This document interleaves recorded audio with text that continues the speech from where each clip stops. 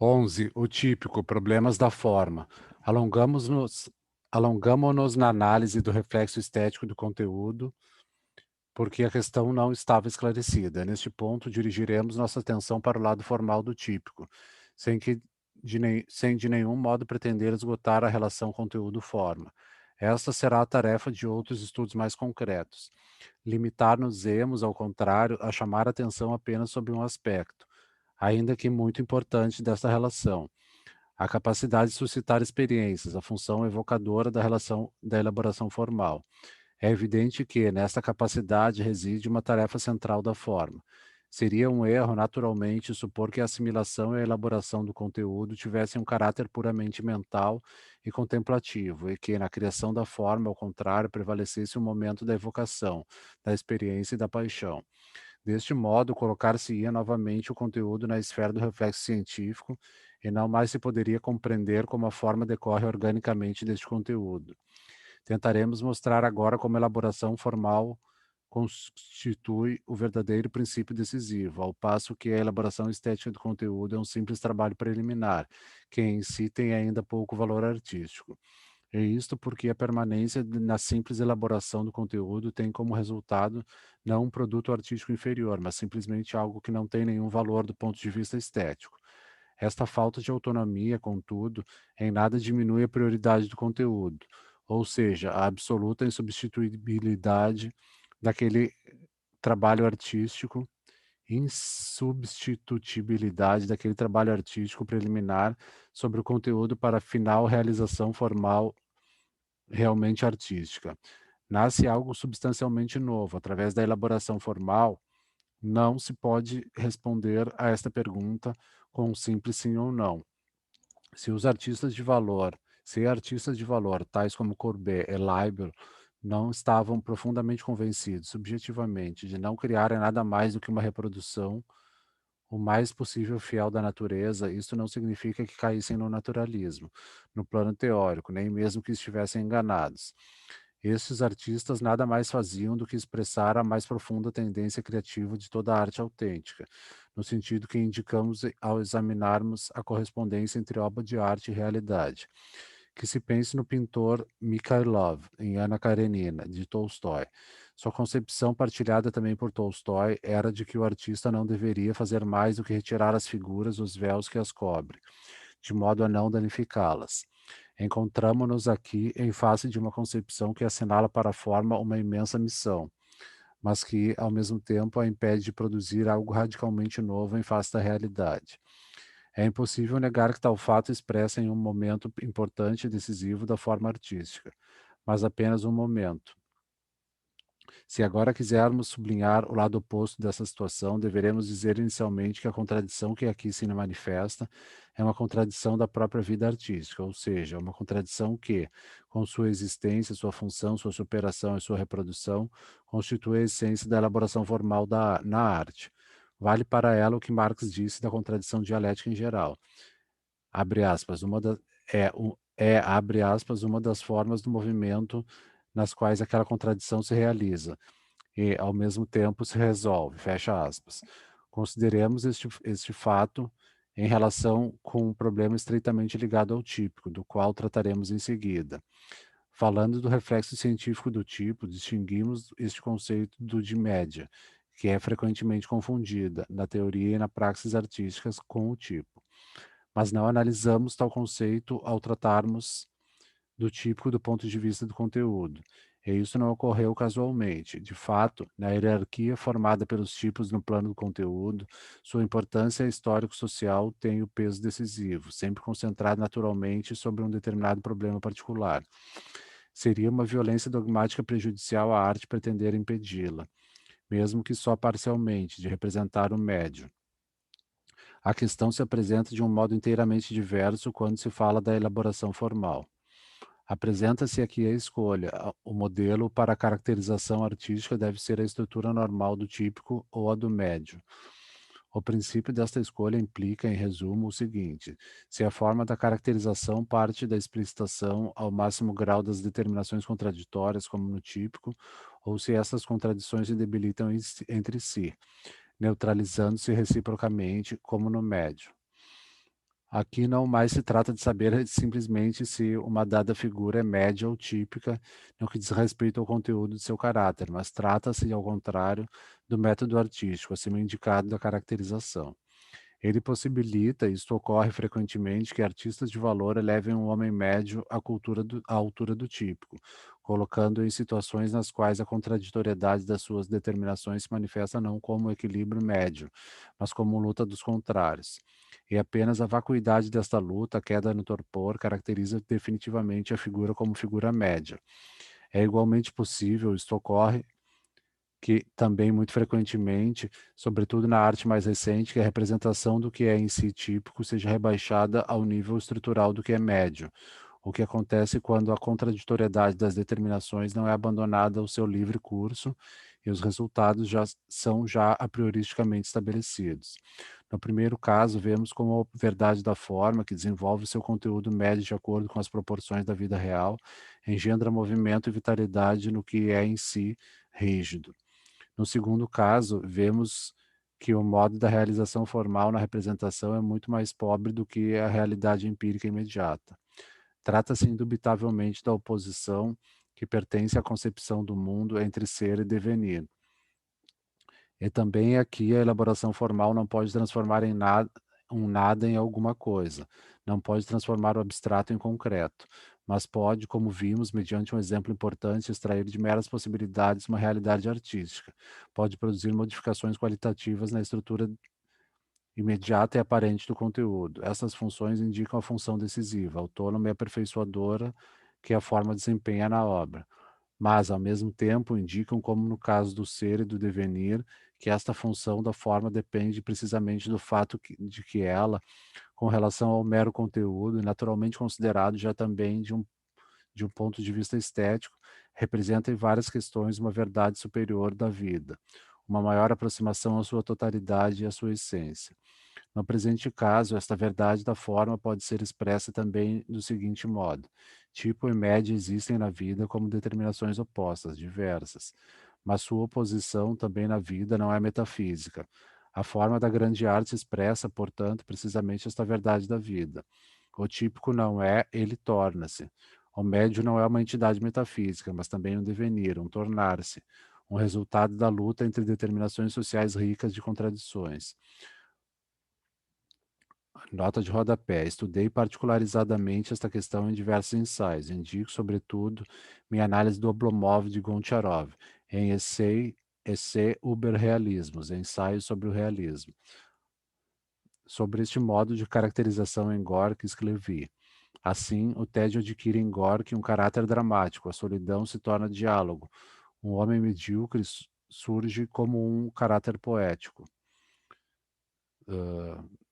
Der russischer Realismus in der Weltliteratur, conforme também os ensaios sobre Balzac, Tolstói, etc. As opiniões aqui expressas foram inteiramente confirmadas por Malenkov, no 19º Congresso do Partido Comunista da União Soviética.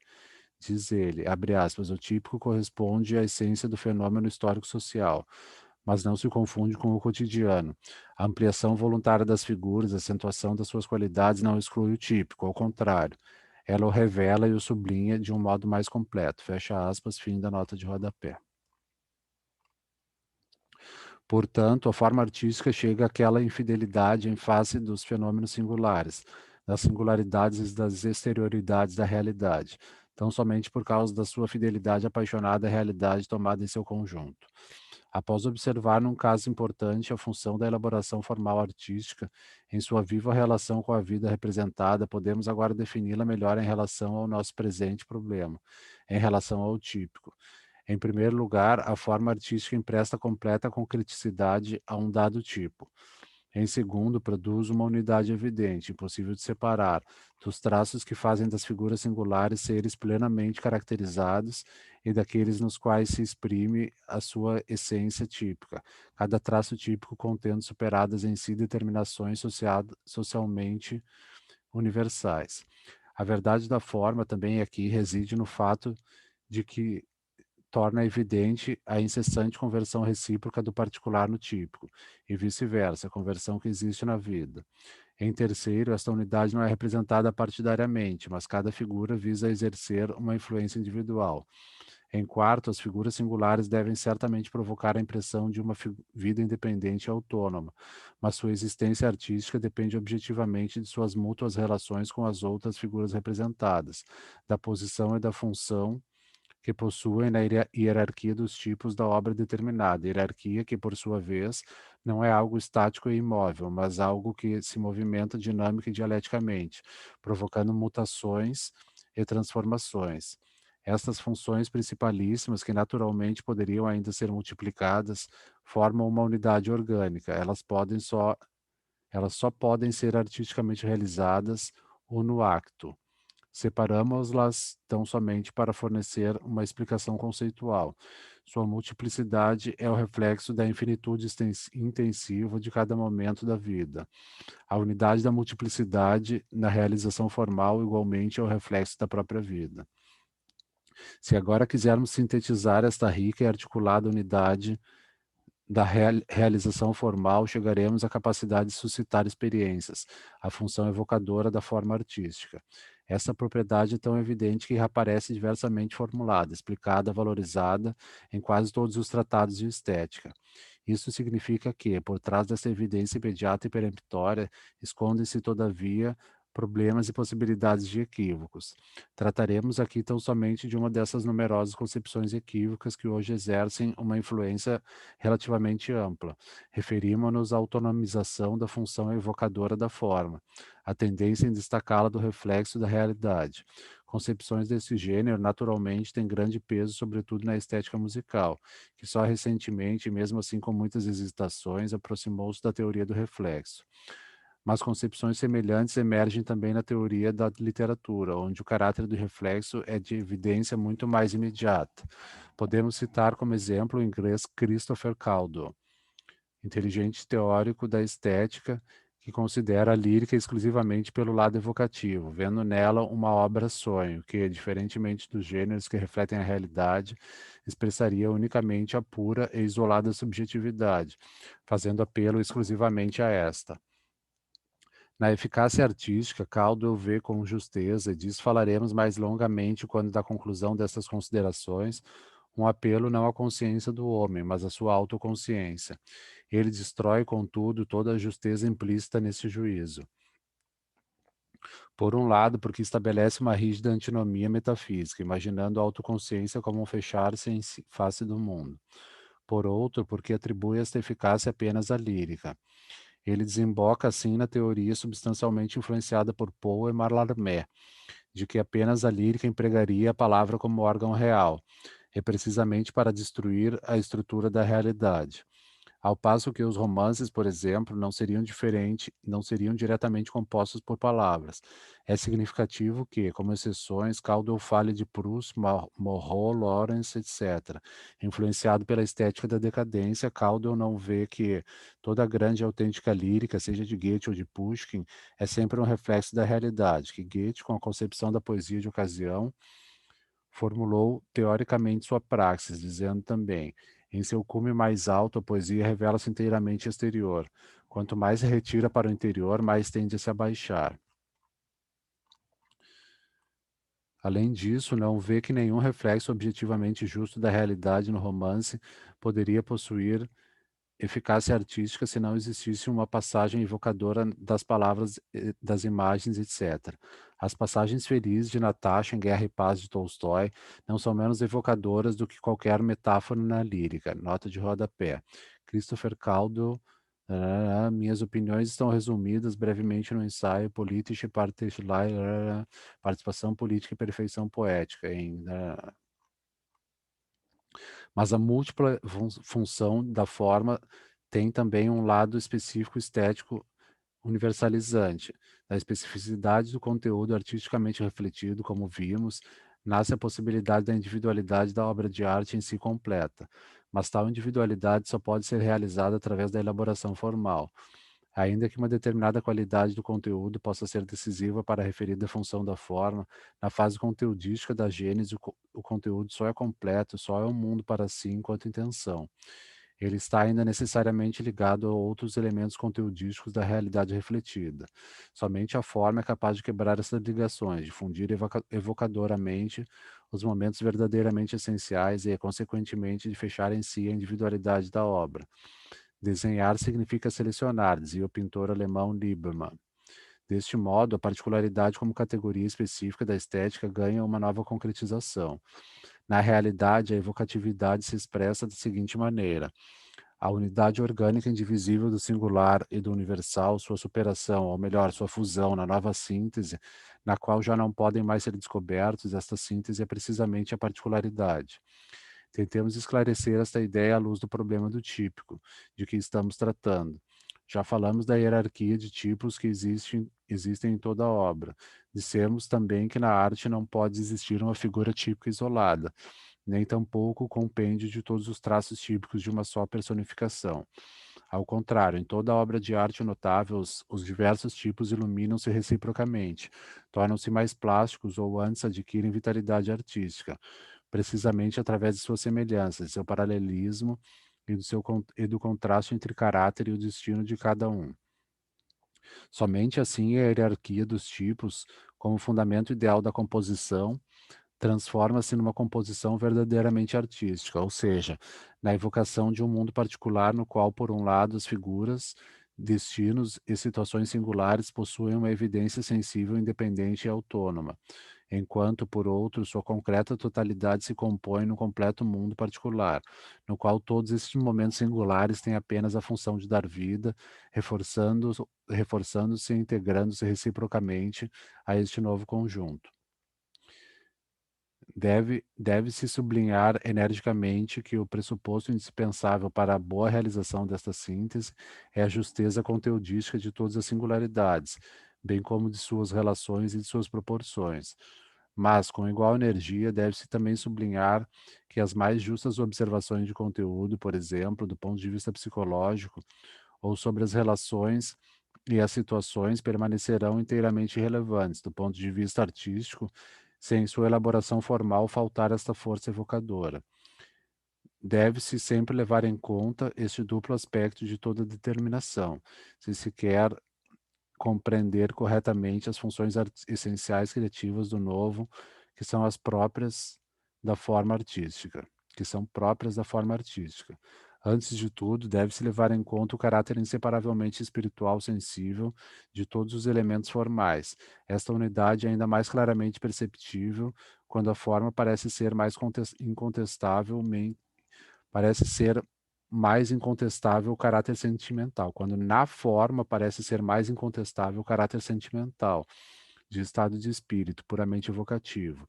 Não importa que, no passado, este nexo fosse obscurecido por causa do atraso da estética com relação à praxis artística, e tampouco que atualmente certas teorias e certas obras da decadência tudo façam para quebrar essa ligação, para fazer da arte algo irracional. Nenhuma importância tem para o resultado final que se chegue a esta quebra através de um subjetivismo solipsista ou de um objetivismo enrijecido até se tornar inumano, anti-humano. Recorde-se, por exemplo, a entonação na música. Ela nada mais é do que um compêndio concentrado do conteúdo espiritual sensível de toda a obra. Uma enunciação que suscita sugestivamente aquele estado de ânimo que permite aceder ao conteúdo espiritual da obra, a afirmação daquela atitude em face da vida, daquela distância da vida que é refletida pela obra, cujo perdurar espiritual sensível constitui nela a essência da unidade do múltiplo e revela, por isso, o único caminho para atingir o seu significado último. Ou então, tome-se como exemplo as exposições de Shakespeare.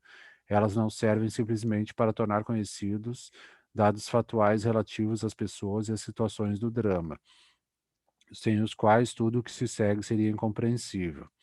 Esta parte informativa, tomada isoladamente, reencontra-se também no teatro artesanal, ainda que seja evidente que, se vista no contexto artístico, ela constitua um elemento insuprimível do drama. A cena das feiticeiras em Macbeth, a cena das pancadas noturnas na porta do castelo após o assassinato de Duncan, a cena do pátio de Elsinore com o espectro que aparece e a expectativa da aparição, etc., informam sobre os necessários pressupostos fatuais das tragédias, mas são, ao mesmo tempo, sínteses evocativas, espiritual sensíveis, expressas por um estado de espírito, da sua particular atmosfera trágica. Tais cenas possuem esta irresistível capacidade de suscitar estados de espírito, porque esta capacidade não é senão aqui a essência, tornada emotiva, daquilo que a obra desenvolverá posteriormente como um conteúdo espiritual, sob a forma de tipos particulares, porque a unidade do espiritual é incessantemente sustentada por tais estados de espírito, unitários e, não obstante, extremamente diversos, porque o estado de espírito, como dizíamos, não é mais do que a atmosfera específica dos tipos particulares e dos destinos representados. A consequência é que toda obra tomada em seu conjunto, da lírica mais simples à mais complicada sinfonia, ao poema épico que abarca todo o mundo, representa igualmente alguma coisa de típico. Aquilo que, do ponto de vista do conteúdo, aparecia apenas como uma hierarquia de tipos, revela-se agora como um particular e concentrado conjunto de destinos humanos. O conjunto dos diversos tipos singulares que se refletem um no outro, em sua aproximação, em sua subordinação recíproca, nas mútuas influências dinâmicas que daí decorrem, eleva-se ao ponto de se tornar uma totalidade unitária espiritual sensível, cuja forma evocadora é certamente condicionada pela justeza de um conteúdo, pelo justo acordo, pelo ponto de vista do conteúdo, de todos esses motivos, mas que não deixa de ser algo diverso, algo mais do que uma pura síntese de seus elementos. O pluralismo dos tipos, esteticamente necessário, que até agora consideramos apenas em suas figuras singulares, situações, etc., e que tem a sua razão e sua justificação na astúcia das vias de desenvolvimento humano, produz aqui um pluralismo de grau superior. Então, somente neste ponto podemos encontrar um adequado reflexo estético da infinitude intensiva de cada momento da realidade objetiva e da sua infinitude extensiva que não pode ser representada pela arte, como vimos, mas que interfere inevitavelmente por via indireta em toda a representação veraz, justa e profunda. Um produto artístico merece o nome de obra de arte tão somente se, nesta totalidade como totalidade, encontra expressão decisivamente típica, algo que seja inelutavelmente típico para a humanidade. E é evidentemente que e é evidente que aqui a particularidade se afirma, mais uma vez, como categoria específica da estética. Uma multidão inumerável de singularidades cria a base sensível para o caráter evocativo da forma. Toda uma série de justos reflexos relações universais importantes serve de fundamento para o conteúdo e a forma da substância espiritual, mas a forma artística pode criar com esse substrato uma realidade própria, o reflexo de um momento particular na vida da humanidade.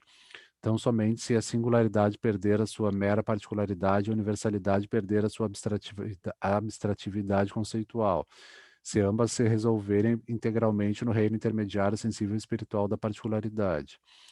A eficácia evocadora da forma encontra sua base ideal quando a particularidade tem grande variedade de cores, ao passo que o conteúdo apresenta-se rigorosamente unitário. A inseparável unitariedade sensível e espiritual da forma pode exercer o efeito desejado se cada um dos seus momentos não expressar apenas, unificando uma multiplicidade de conteúdos, mas também aquela tensão que preenche a heterogeneidade em si existente entre aqueles momentos e entre eles o princípio de elaboração formal que os torna homogêneos. Goethe expressa muito eficazmente essa tensão. Em um caso concreto, quando diz, abre aspas, tudo o que é lírico deve ser muito racional no conjunto e um pouco irracional no particular, fecha aspas. Naturalmente, trata-se aqui apenas de um exemplo. Essa tensão pode e deve abraçar todos os campos e todos os fenômenos da vida humana, precisamente em sua função unificadora. A forma deve suscitar a impressão de a infinidade intensiva do mundo objetivo representado, e deve torná-la evidente precisamente ao elevar à experiência a tensão existente entre os elementos da obra e a sua unidade. A particularidade como campo de forças entre universal e singular, como meio organizador das suas relações dinâmicas e contraditórias, constitui a base ideal para a verdade artística da forma. Os tipos singulares e a hierarquia social que formam do ponto de vista do conteúdo transformam-se em totalidade sintética, em reprodução de uma etapa típica do desenvolvimento da humanidade, tão somente através da realização formal. Enquanto conteúdo, se bem que já sejam formados do ponto de vista estético, também em seu caráter conteudísticos, esses elementos são apenas elementos, indicações, tendências para uma reprodução concreta e determinada da realidade objetiva. As ligações com os nexos definitivos, vivos e dinâmicos correspondentes ao seu verdadeiro conteúdo podem nascer apenas na forma artística. Quando definimos a forma como forma de um conteúdo concreto determinado, isso só comportaria uma limitação se a forma e o conteúdo fossem concebidos em sentido lógico-científico. Do ponto de vista estético, ao contrário, reside precisamente aqui a origem de sua validade universal.